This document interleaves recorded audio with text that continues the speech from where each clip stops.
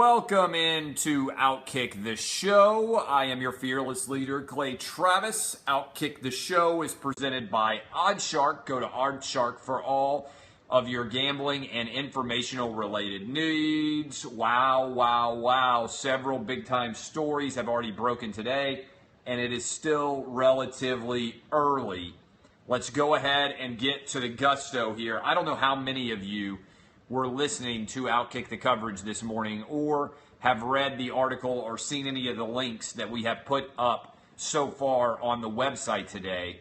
But my God, these allegations against James Harden are blockbuster. If you don't know them, a recent lawsuit was amended to add James Harden as a defendant, and the defendants were, the defendants, 4 of them have been charged with crimes. And now the new charge that is outstanding has been added against James Harden. And if you heard George Farah, who is the attorney representing Moses Malone Jr. this morning on Outkick the coverage, your jaw probably dropped. We are covering this story in a way that a lot of other media people have not yet. I don't know why, because it's possible James Harden's going to get charged with a crime. And the allegations in this lawsuit are particularly explosive. So let me rehash them as best I can for you. As James Harden has a basketball camp. Moses Malone Jr. went on Facebook basically and ripped the idea that the basketball camp was costing $249 because he said no minority kids could afford to attend that camp. Word then filtered back to James Harden that he had been criticized by Moses Malone Jr. and recriminations and insults began to fly. In particular, at a strip club, there was a woman who works as a madam who is basically the facilitator for the strip club performances. I don't know exactly how she works at Z, I believe it's called, or some such, around Houston. We have a huge crowd in Houston. I'm sure that some of our listeners or some of our viewers have been to this fine establishment at some point in time. But this strip club, evidently this woman starts to text him and say, like, James Harden wants to talk to you. Then James Harden grabs her phone and insults him on the phone. He's been going to this club. This is Moses Malone Jr., and this is according to his attorney, George Farah, who came on the show this morning. I'd encourage you to go listen to the full interview at Outkick the Coverage on the podcast, or go listen to the segments of the interview up on OutkickTheCoverage.com, my website. And evidently, he decided to go to this strip club. And when he got to the strip club, he was confronted as he began to walk into the strip club. And several people basically started to ask him why he'd been posting about, like he had on Facebook, about James Harden. They then proceeded to beat him in front of the strip club. Presumably, there is surveillance video of this beating, as there have been 4 people criminally charged in this case. And while the beating was going on, James Harden was inside the strip club alongside this madam, according to his attorney of Moses Malone Jr., watching the beating on her phone on FaceTime, and Harden gave $20,000 in cash to her, which she then theoretically redistributed to the people that James Harden paid to beat up Moses Malone Jr. over this Facebook post. Now, in an effort to be fair, we reached out to Rusty Harden, big-time criminal defense attorney who has represented some of the biggest individuals with money who've been charged with crimes in all of the Houston and state of Texas era. In the sports universe, he has represented Roger Clemens in his lawsuit, got an acquittal, and also represented Adrian Peterson. Rusty Harden declined to appear on our radio show and defend James Harden. It might well be good legal advice, but I wanted you guys to know that we gave James Harden and his representatives an opportunity to come on and refute these allegations, since we were broadcasting the allegations of the civil lawsuit. Again, for people out there who are saying that this client is looking for money, undoubtedly the client is looking for money, but also the Houston Police Department and District Attorney's Office has looked into this enough and finds it to be credible enough that they have charged 4 different people. If you listen to yesterday's show, you'll know that Moses Malone Jr. alleges that while he was being beaten, some of the individuals who were beating him were asking him why he had posted the Facebook post that he did. Otherwise, there's been absolutely no motive put forward for why James Harden or his associates would have wanted to beat Moses Malone Jr. up. Nothing has been suggested other than, again, the fact that he was indeed upset over this Facebook post. Now, this is incredibly stupid of James Harden, but it's also fair to wonder, I think, did Harden know that he was about to be named in this lawsuit, and did that somehow impact his performance in Game 6? I don't know. Potentially he would have, because my guess is that the attorneys here would have sent him the complaint and said, would you like to settle before we name you in this investigation? Did it somehow impact the way he played in Game 6? I don't know. He looked like he was comatose. He looked like he was walking in a fog for that entire game. Maybe there was some impact there in terms of how he played. That could well be at play here. He would face definite jail time if he is charged with a crime. Again, the attorney representing Moses Malone Jr. said that he believes that they are still investigating this incident and that there is a person of interest involved that they could still end up charging. I don't see how it could be anyone other than James Harden. This potentially is a major blockbuster for one of the NBA's best players. Harden has previously settled a case where he was accused of punching somebody in the Los Angeles area after that guy said that he was no Kobe Bryant. We'll be talking about this case again tomorrow. We'll probably play the cuts for you again tomorrow on the show, but you should definitely check it out. If you haven't heard this story, it's a wild one. You can hear the allegations directly from the attorney who has filed the lawsuit. Okay, questions from you guys. Any questions about James Harden? Run down here so you know. We're going to go to Lonzo Ball here momentarily. He just went on the Herd earlier this afternoon, had a contentious interview with both Colin Cowherd and Christine Leahy. He took some shots at Jason Whitlock. Obviously, I know all three of those people well, and I'll be weighing in on that, as well as the connection between Lonzo Ball's draft future, the NBA draft lottery that happened, and also what happened there in totality. Lavar Ball. Lavar Ball, if I said Lonzo, I meant Lavar. And you know exactly what I'm talking about. You don't need to be like, oh, you said the wrong name. Fuck you guys. You know who I'm talking about. All right, questions about James Harden. Questions about James Harden. Anybody have any questions about this situation? If Harden goes to court, should he be forced to shave his beard? Yes. I would think he'd have a sympathetic jury in Houston because they've had a lot of bad teams for the Rockets. He's obviously a very good player, but this is a ugly, ugly situation. Ugly, ugly situation for James Harden. These allegations are unbelievable. I mean, it's most baseline level. Think about how crazy this is. Facebook post gets posted about James Harden charging $250 for his basketball camp. By the way, fairly legitimate question, I think, to ask. If James Harden is making $100 million, does he really need to make money off his basketball camp too? How much money can he possibly make off of this basketball camp? In all honesty, $250 seems pretty steep to me too. Why not do the basketball camp for free? For goodwill, or, at least have somebody sponsor. I mean, it doesn't seem like a lot of money for a situation. Now, maybe you're arguing that you're trying to limit the number of kids who are going to come, that if you do it for free, there'll be too many kids show up. But I think it's strange. I think it's strange to decide when you're making $100 million, I'm going to do a basketball camp so I can make more money on it. To me, that's kind of a donation. Why not go ahead and have a donation? Anyway, I think that's strange. But even if you think that's strange and somebody comes out and says, oh, well, that's too expensive, and calls him Hollywood Harden, don't you think it's crazy to be willing to pay $20,000 for all of for these guys to beat some ass? That has to be more money than he made. And some ignorant motherfucker just said $100 million is not $100 million after taxes and fees and everything else. Shut the fuck up. He makes $100 million playing basketball. Even if he has the most successful basketball camp of all time, is he going to make $200,000 on this camp? No. He's not going to even make $100,000 on this camp. He makes more per basketball game times 10, probably, almost, than he does on the entire camp. Some of you are so dumb, I'm going to start blocking you if I happen to see your dumb comments. We're not talking about a guy trying to invest to make $1 billion here. We're talking about a guy who makes $100 million. Do you know how, I'm a capitalist. I make a lot of money. Do you know how often I speak for free to kids groups? Pretty often, all right? I speak for free and give away a lot of time, and I make a lot less than $100 million. There's no way I'm going to try to make 40 grand on a damn basketball camp if I'm James Harden. I'm going to let the number of kids come who want to come. I'm going to want to not be involved in all the details. That is a decision that is incredibly stupid. All right? That's an incredibly stupid decision. But the criticism might be valid, but it ain't that aggressive of criticism. And then you decide based on that criticism to risk your freedom. It's an unbelievably stupid decision.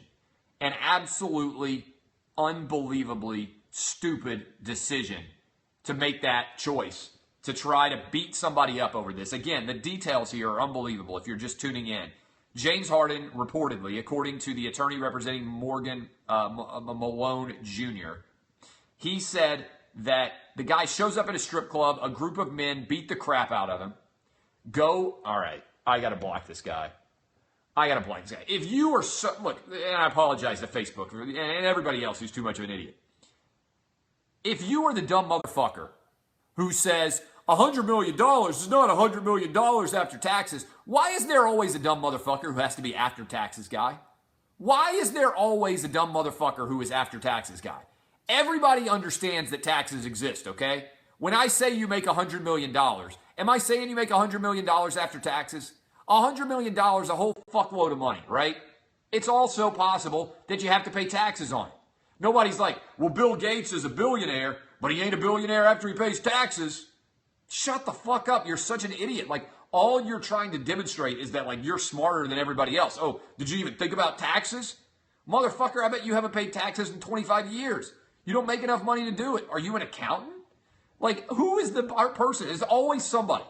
There's always somebody. It doesn't matter what amount of money you talk about. Like, somebody will be like, would you suck a dick for $100 million? And somebody will be like, before or after taxes? So you're deciding whether or not to suck a dick based on whether or not you get taxed? Based on whether dick sucking's tax-free? We already know that you'll do it. We're just negotiating for the price at that point. Without fail. I'll be like, you're sitting around, I get on Twitter and I'll be like, look, for the Dallas Cowboys, I would suck a dick at midfield, 50-yard line, let them put me on the huge Jumbotron if you gave me the title of Dallas Cowboys afterwards. That's what it's worth to me. And without fail, some motherfucker's going to be like, was that before or after taxes on the Dallas Cowboys? Really? That's your response? You're not like, wow, I don't know how much money I'd have to get paid to suck a dick. You're like, well, let me think about the tax ramifications of cocksucking before I decide if I'm willing to cocksuck or not. Now, is it before taxes or after taxes? James Harden makes $100 million, all right? Yes, he has to pay taxes. Just like I have to pay taxes, just like you have to pay taxes, just like everybody has to pay taxes. Don't be tax guy. Don't juice bar me, bro. If you're not familiar with don't juice bar me, bro, that was when everybody at Tennessee was trying to argue, you know what? Tennessee's going to beat Nick Saban now. They got a juice bar right beside the bench press. No stopping them now. They got a juice bar, and it's right beside the bench press. Doesn't matter that Nick Saban has beaten Butch Jones 196 consecutive quarters. Doesn't matter that Tennessee is never going to beat Alabama head-to-head. They got a juice bar beside the bench press. Don't juice bar me, bro, is a bad argument. That's what I say for bad arguments. Tax guy is a bad arguer, all right? Is that before or after taxes? Just shut the fuck up, tax guy. It's like we used to have when we first started this show, an electoral college guy. Electoral college guy used to come on and be like, well, we don't have technically a democracy here. We have a republic because we had shut the fuck up, electoral college guy, all right? I understand you don't like the electoral college. Just like tax guys all riled up. We don't need to hear from you, all right? That's the truth. Apologies for allowing the show to be derailed here today because of my frustration with tax guy. But tax guy needs to die. The next time you are out and you're debating a question, like, what do you think? Like I put out today that like if you'd bought 20 years ago, Amazon's 20 years old right now, right? If you'd put $10,000 into Amazon when it went public, you would now have nearly $5 million. Immediately, what does somebody say? Well, you'd have to pay taxes if you sold that stock. No fucking shit, you pay taxes. Everybody pays taxes. Don't be a cunt, all right? Don't be a pussy. Don't be pussy tax guy. Or else I'm going to pay somebody to come kick your ass. That's what I'm going to start doing. I'm going to start pulling in James Harden. Next time you dumb motherfuckers are on Periscope talking about taxes, I'm going to track you down. I'm going to give somebody $20,000, and they're just going to show up outside wherever you live. And when you come out, they're going to be like, hey, this beating, it's before taxes, bitch. Boom! That one's from Clay Travis. Don't ever ask about taxes again, bitch. That would be great. Tell me you wouldn't watch a movie where somebody said, hey, this meeting, it's before taxes. This meeting, it's before taxes, bitch. And then just level the guy. Would be incredible. Would be absolutely incredible. All right, so that's the truth. That is what's going on with James Harden. By the way, I'm not as rich as James Harden, but before tax, I make a lot of money. And I'm going to the beach this weekend. You know where I'm staying? 30A Cottages. You can stay there too. If you're going to the best beach in the continental United States, like I am this summer, and you want to stay in a beachside mansion instead of a piss-poor motel or crappy condo, go to 30acottages.com. You'll have to pay sales tax on whatever. You have to, price before tax. Price before tax, guys. You can buy that Outkick Gear shirts at outkickgear.com, but got to pay tax, just so you know. Go to 30acottages.com, get hooked up like I got hooked up, and you will be well on your way to staying in a beachside mansion like me, 5,000 square feet on the beautiful, pristine sands of 30A Cottages. I'll be there, motherfuckers. You can be there too if you go to 30acottages.com. Okay, a couple of other additional stories. Did you see Lavar Ball on the herd today? Big news if you watch the NBA draft lottery. Pretty good little Tuesday show we had. In terms of sports. With last night, you had the Preds beating down the Ducks 2-1. You had an unbelievable excitement of the NBA draft lottery, where they stand there for 2 hours and then spend 2 minutes actually reviewing the results. And then we also had the beatdown of the Warriors back on the winning track. Hate to brag, the picks came back. Easy win for everybody who took the Warriors last night. And so the NBA draft lottery. I think all of you are idiots who believe. And by the way, all those guys who got drafted, NBA lottery picks, they're going to have to pay tax on their earnings. Just so you know, they don't just make the money that they make on their income. They also have to pay tax on that. Just so you know. You might have thought to yourself, pro athletes never have to pay tax. You're wrong. Tax guy going to remind you, you got to pay tax on that. You got to pay tax on it. That's all I'm saying. Just remember, you might make millions of dollars, but you got to pay tax on that. So all the guys got drafted, and we got the draft rankings, and everybody's like, oh, it's slanted because the Celtics were 1, the Lakers were 2, and I think the Sixers were 3 big markets. Here's the deal. There's no way that Adam Silver and David Stern are risking prison time to rig the draft lottery. So all you idiots making that argument need to go put your heads in sands and disappear. But I do think it's important that the Lakers get Lonzo Ball. And Lavar Ball went on the herd today, and he kind of blew up. And he blew up in a negative way. So far, Lavar Ball had been kind of a cartoonish, lovable, awkwardly braggadocious cartoon character. I think that's the best way to say it. Lavar Ball had gone on television and been like a cartoon character. We had him on Outkick the Coverage, and I got it. You know, he was an entertainer, but really what negative could you say about him? The negatives were he's hurting Lonzo Ball's draft stock. He's a guy who wants the limelight. He's decided to start his own shoe company, and the shoes are going to sell for $450 or whatever the heck they were, $495. Really expensive shoe company. He decided not to go to Under Armour, Nike, or Adidas, or Reebok. All those companies said he's an idiot. But in the grand scheme of things, he was a lovable, cartoonish buffoon. About a couple of hours ago, he went on around on the herd, and he really, I thought, revealed himself to be kind of an asshole too. Because Christine Leahy, who I know well, and you guys know I know Colin Cowherd well, and that I know Jason Whitlock well. Hate to brag, but I know everybody who's on those shows. I know most of the people who work at Fox Sports pretty well. And Christine Leahy, during the interview, reached in and basically asked a question that I think every single one of you who's watching this show right now would want to know the answer to, which is specifically, how many shoes have you sold?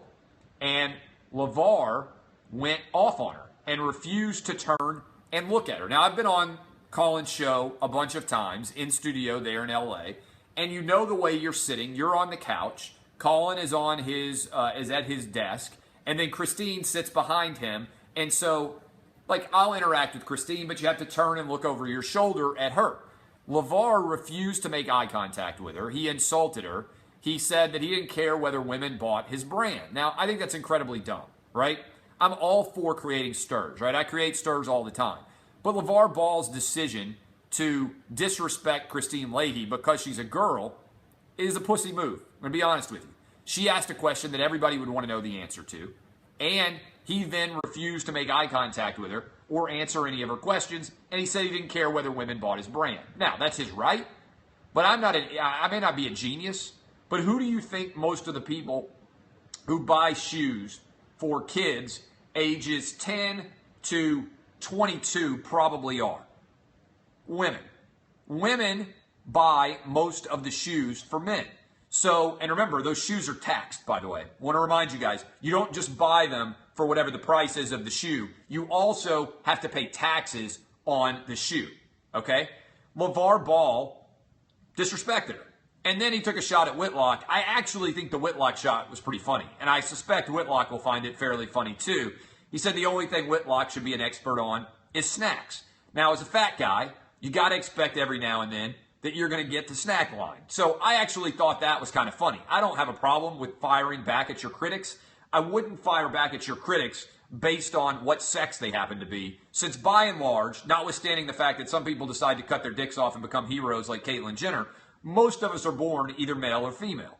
Therefore, your choice as to whether or not you are male or female, for most of us is not actually made. You're just born either a male or a female. And so, deriding somebody's opinion because of their sex, I just think it's lazy, right?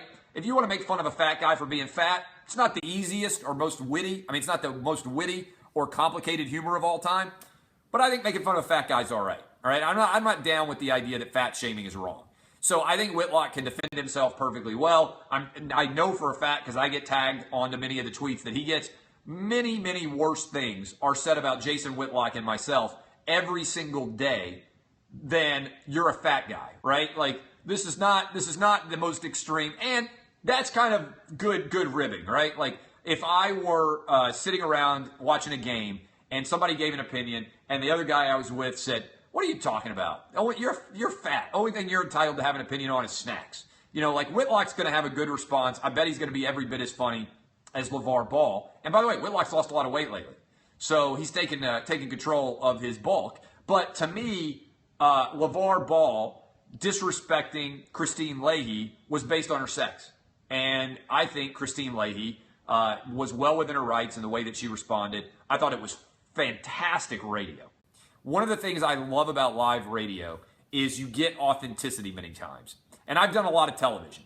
And the difference between television and radio is most of the time, television is scripted. It's more like a play than it is real life. That is, and I'll just let you behind the curtain. When you do television, you have a general sense, having already broken down the show, exactly what people are going to say to answer every question. Right? You know already what people are going to say. And so it's not, you don't necessarily get authenticity. You're sitting there with makeup on. It's a goal of creating drama, emoting. Like, I love television, and I think I'm pretty good at it, but it's not necessarily designed to be an authentic medium. You read off a teleprompter. You have a set roster of subjects, and you can't just adjust on the fly. Like when the tax guy showed up here in the comments of Periscope today and started complaining about me saying James Harden made $100 million because I wasn't adjusting for tax, I completely will adjust the show and react to that comment, right? I will adjust in real time to that comment, and that's an interactive experience. That's what happens on Facebook Live. That's what happens on Outkick the Show every day. We're here around 3 o'clock Eastern every single day, and it's us interacting, right? I will come in and I will watch the comments and we'll roll through them. But the truth of the matter is this. On television, you don't usually get that authenticity. So on radio, you sometimes do. And if you listen to my show, I don't really come in with a list of a hugely prepared questions. I'm more interested in hearing what the answer is and then following it up, usually, right? Sometimes that means I forget a good question. I'll jot down as I'm conducting the interview. I thought it was so authentic, the show with Christine Leahy, Colin Cowherd, and Lavar Ball. I thought Lavar Ball revealed something about himself on live radio that he had not revealed so far in this cartoonish persona, buffoonish persona that he had put forward on all these other ESPN and FS1 shows. And so I think you saw that there is a dark side to Lavar Ball. And it's probably that Lavar Ball is an old school, and it's not a surprise, there are a lot of these guys in sports, is an old school girls don't matter kind of guy. And look, that's his perspective. I don't think he was being inauthentic. I think he was being authentic as to what he believes. I think the blowback is going to be substantial. I already texted Christine. I said I thought she was well within her rights to ask the question that she did, and I'm glad she didn't back down. It's easy to back down in that situation. She came back at him. That's where real good radio is made. I thought Colin handled it fine. I thought it was a great radio show, and I think it's going to go viral for everything that happened there.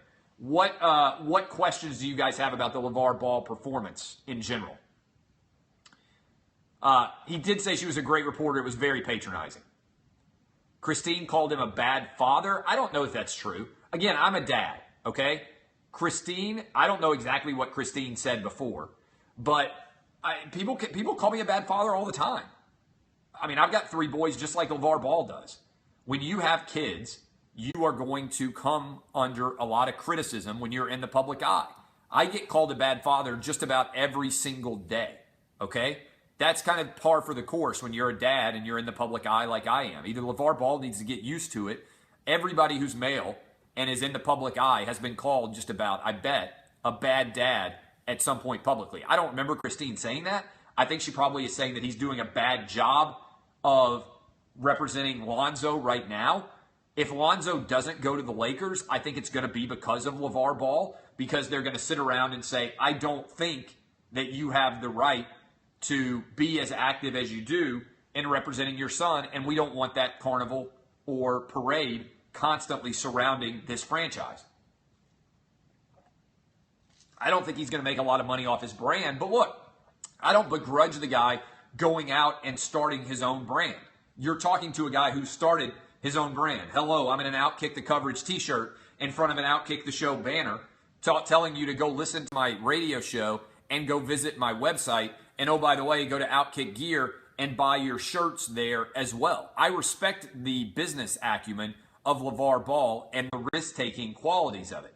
I think the idea that he's going to create $1 billion business is low, okay? I think it's low. But if Lonzo Ball is a great transcendent basketball player, there's not a bad chance that he's going to make $1 billion. He might make $1 billion over his career. If his 2 additional sons also become great basketball players, then the family as a whole probably would make $1 billion off basketball. Now, I don't think that's going to happen. I don't think Lonzo is going to become a top 10 player in the NBA, and that's kind of what you have to become to make a ton of money forever. But that's the truth. That's the truth in general. I don't disrespect the decision. I respect the grind, in fact. I respect risk-taking. I tell you guys to take more risks than you do all the time. And so there's no doubt at all about that. But that is, okay. This guy has been a cunt lately, and so he's gone. I recognized his name, and I recognized that a lot of you were saying that he should have been blocked yesterday, and he's gone. I mean, he's been a real cunt lately. So that guy's gone. Don't be a pussy is our only rule. And every now and then, if you're being a total pussy and I happen to recognize your name and it triggers, then you're gone. And so that guy is dead. Okay, questions about the situation on the herd. What questions do you have? Clay Kyle, motherfuckers. I'm like Wyatt Earp. I'll wipe you out at any time. I thought Colin stuck up for Christine. I thought he immediately said, again, I only saw the clip. I only saw a little clip, so I haven't watched the whole thing. So I thought he said, like, look, she's a reporter. She has the right to ask that question. I didn't think he did anything wrong at all. So I thought that was perfectly fine. I think it probably does help him sell more shoes. I mean, the truth of the matter is this. I have said this for a long time. There is no such thing as bad publicity, right? As long as you're not facing jail time.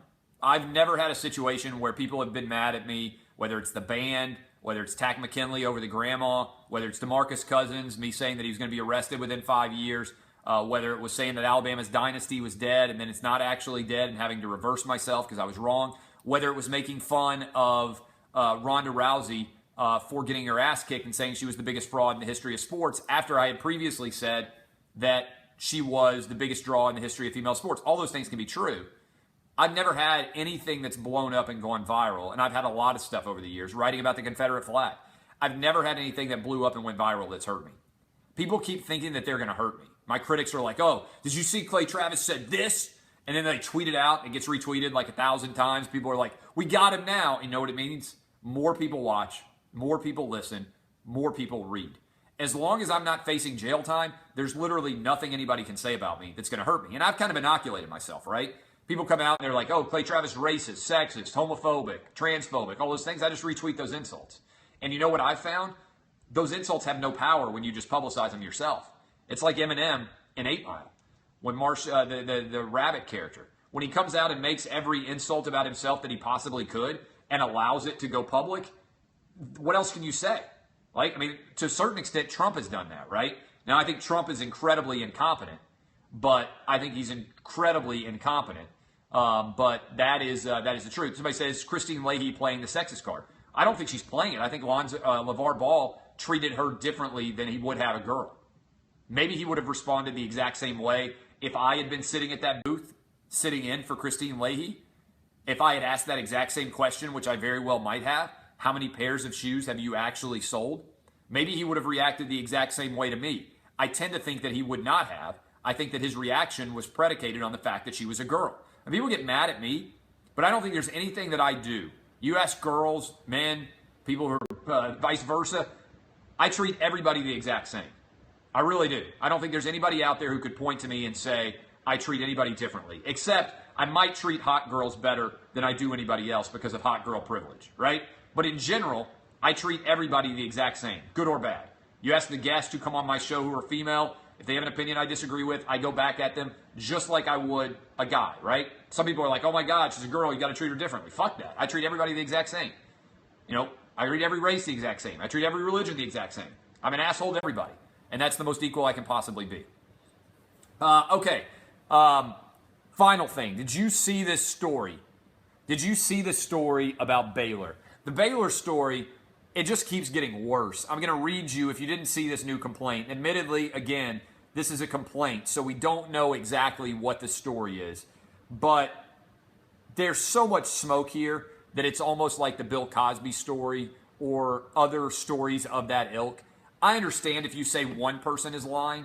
I think when you start arguing, you know, like, it's not he said, she said. It's he said, 75 other people said. There's probably some truth to it, all right? Like, one person might say awful things about me. I don't think very many people would say, a ton of people would say evil things about me. I'm reading from the complaint now. This is unbelievable. Upon information and belief, members of the Baylor football team developed a system of hazing their freshman recruits by having them bring or invite freshman females to house parties hosted by members of the football team. At these parties, the girls would be drugged and gang raped. Or in the words of the football players, trains would be run on the girls. The gang rapes were considered, quote, a bonding experience for the football players. This is from the complaint. Photographs and videotapes of the semi-conscious girls would be taken during the gang rapes and circulated amongst the football players. Based upon investigation, plaintiff has confirmed that at least one 21-second videotape of 2 female Baylor students being gang raped by several Baylor football players was circulated amongst football players. And Baylor football parties would also feature dogfighting. In at least one of the matches, a dog was seriously injured and almost died. I don't know what you could allege about Baylor football at this point in time that wouldn't blow my mind. That's an incredible story. Unbelievable story there. And people are like, should they get the death penalty? No, I don't think they should get the death penalty. But I do think this is part of a larger question. And the question I would ask you is this.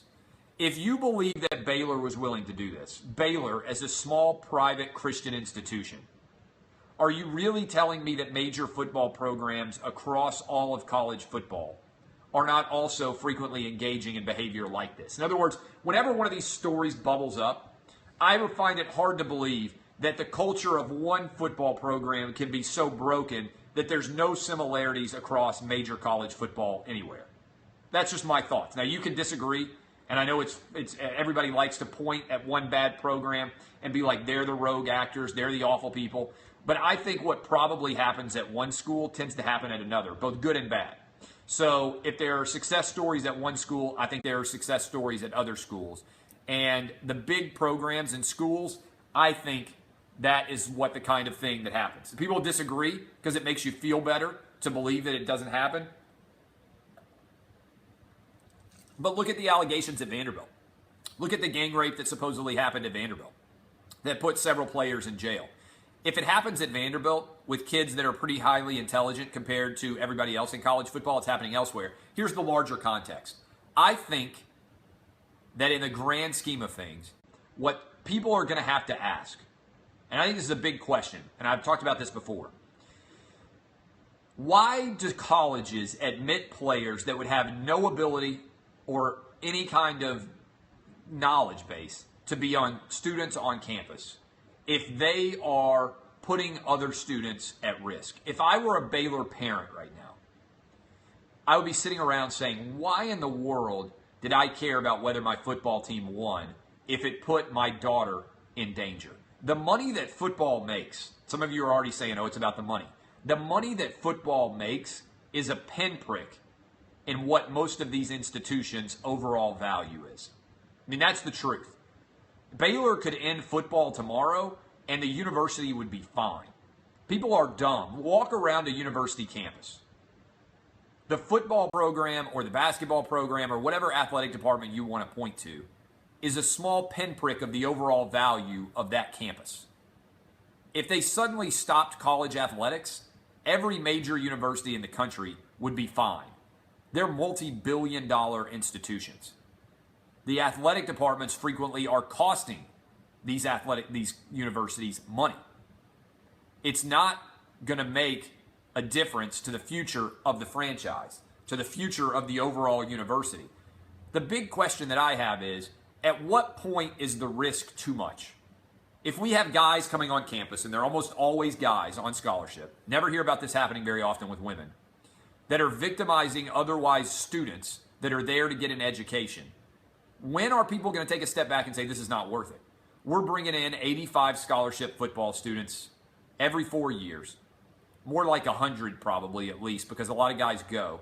And I would say that at least a third of those guys have no business in major college football ever stepping foot on a college campus, but for their football ability. Now, some guys you save. Some guys you bring on campus, and they've had none of the opportunities of education, and they're smart, and they're bright, and they take advantage of the opportunity, and they leave, and even if they're not football future in the NFL ready, they are going to find a way to be successful.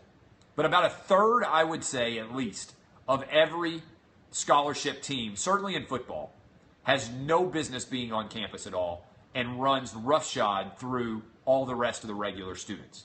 Whether it's beating up guys, whether it's creating a drug-addled culture, whether it is acts of physical violence. And I always distinguish on college campus between two different ways to get in trouble. On the one hand, you have stupid college kid ways to get in trouble, right? That is, you drink too much at a young age. You get into a fight with another guy at a bar over a dumb dispute. You get caught cheating on your chemistry lab.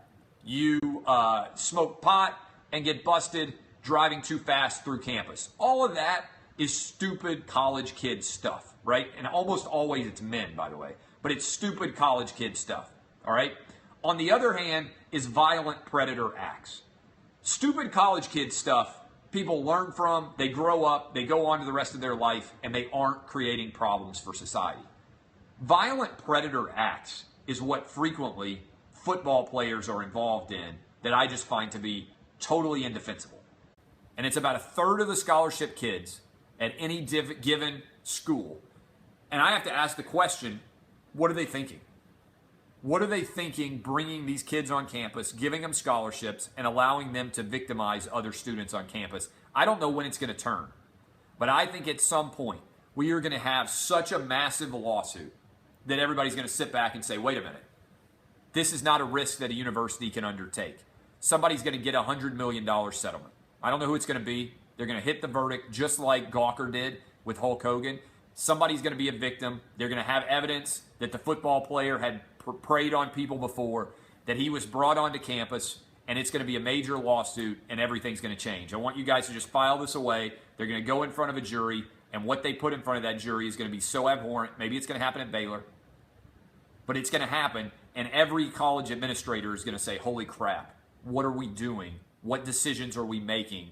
This isn't what this university exists to do. Just keep thoughts about that. As always, remember that you have to pay taxes. Go buy your Outkick gear. I am Clay Travis. I appreciate all of you. Again, we talked about Harden. We talked about Lavar Ball. And we talked about Lonzo in the draft lottery. And finally, we finished with Baylor. I appreciate all of you.